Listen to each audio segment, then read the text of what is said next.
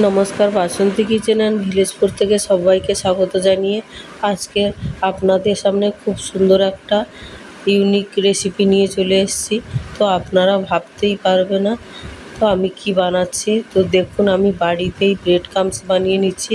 তার জন্য একটা পাত্র নিয়ে নিয়েছি, আর পাত্রের মধ্যে আমি নিয়ে নিচ্ছি পিস পাউরুটির প্যাকেট। তো এই রকম পিস পাউরুটি দিয়ে আপনারা ব্রেড ক্রাম্বসটা বাড়িতেই বানিয়ে নেবেন, বা যে কোনো রুটি দিয়েই আপনারা বানিয়ে নিতে পারেন। এক প্যাকেট পাউরুটির দাম 19 টাকা, আর ব্রেড ক্রাম্বসটা কিনতে গেলে অনেক দাম পড়বে। আর এই 19 টাকা দিয়ে এক প্যাকেট পাউরুটি কিনলে অনেকটাই ব্রেড ক্রাম্বস হয়ে যাবে। তো আর বেশি টাকা দিয়ে না কিনে আপনারা ঠিক এই রকমভাবে বানিয়ে নেবেন। আমার ভিডিওটা অবশ্যই আপনারা ফলো করতে থাকুন, তাহলে বাড়িতেই ব্রেড ক্রাম্বস বানিয়ে নিতে পারবেন। তো আমি দেখুন প্যাকেটটাকে কেটে আমি রুটিগুলোকে বের করে নিচ্ছি।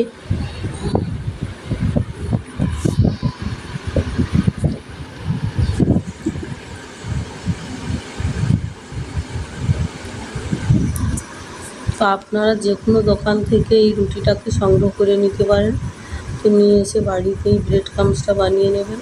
তো আর একটা প্যাকেট আমি ঠিক এইরকমভাবে কেটে নিচ্ছি। কেটে 2 প্যাকেট রুটি আমি বের করে নিচ্ছি। তারপর কিভাবে আমি বানাচ্ছি আপনাদেরকে দেখাচ্ছি।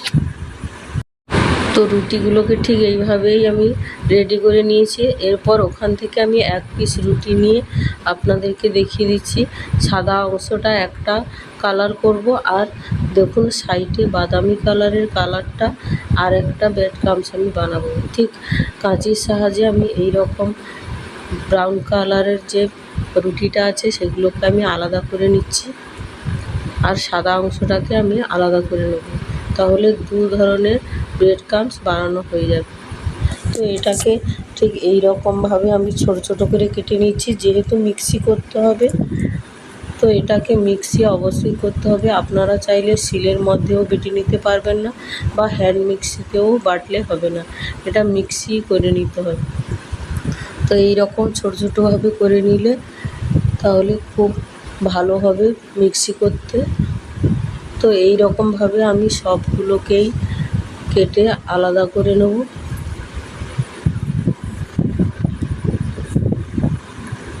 তো দেখুন বন্ধুরা, সবগুলো বানানো হয়ে গেছে। 2 ধরনের এখানে ব্রেড ক্রাম্বস বানাবো, তার জন্য আমি আলাদা আলাদা করে নিয়েছি। তো এরপর এটাকে আমি রোদ্দুরের মধ্যে কিছু সময় দিয়ে দেবো। তো অনেকেই ব্রেড ক্রাম্বসটাকে গুঁড়ো করার পরে উনুনের মধ্যে ভেজে নেন, কিন্তু ওটা করলে কি হবে, কালারটা চেঞ্জ হয়ে যাবে। যদি প্রাকৃতিকভাবে রোদ্দুরের মধ্যে দিয়ে আমরা শুকিয়ে নিই তাহলে অনেক দিন পর্যন্ত শুকনো থাকবে। দেখুন আমি রোদ্দুরের মধ্যে চলে এসেছি। আমি এরপর এগুলোকে রোদ্দুরে দিয়ে দিচ্ছি। বেশি সময় দেবো না, 2-3 ঘন্টার মতো রোদ্দুরের মধ্যে দিয়ে দিলে, আর এখন করে রোদ্দুর মানে জানেন তো। তো দেখুন বন্ধুরা, আমি এগুলো শুকিয়ে নিয়ে চলে এসেছি প্রাকৃতিকভাবে। তো এরপর আমি মিক্সি করে নেব। তো প্রথমেই সাদা রঙের রুটিটাকে আমি মিক্সি করে নেব। তো তার জন্য লাগছে একটি মিক্সিং জার। তো দেখুন বন্ধুরা, আমি একটা মিক্সিং জার নিয়ে নিলাম, আর এর মধ্যে আমি একসঙ্গে দেবো না, অল্প অল্প করে দিয়ে দেবো। আর দেখুন বন্ধুরা, মিক্সিং জারের মধ্যে আমি অল্প পরিমাণে দিয়েছি, যেহেতু এটা হালকা নরম মতো থাকে তার জন্য এটা অল্প অল্প দিতে হবে। দেখুন আমি মিক্সি করে নিয়ে চলে এসেছি। আর ব্রেড ক্রাম্বসগুলো ঠিক এই রকমভাবে হয়, একেবারে গুঁড়ো হয় না, ঠিক এই রকমভাবেই হয়। তো এই রকম করে আমি সবগুলোকেই গুঁড়ো করে নেব। দেখুন বাড়িতেই ব্রেড ক্রাম্বস বানানো হয়ে যাচ্ছে। তো আর বেশি টাকা দিয়ে একদম দোকান থেকে কিনতে হবে না।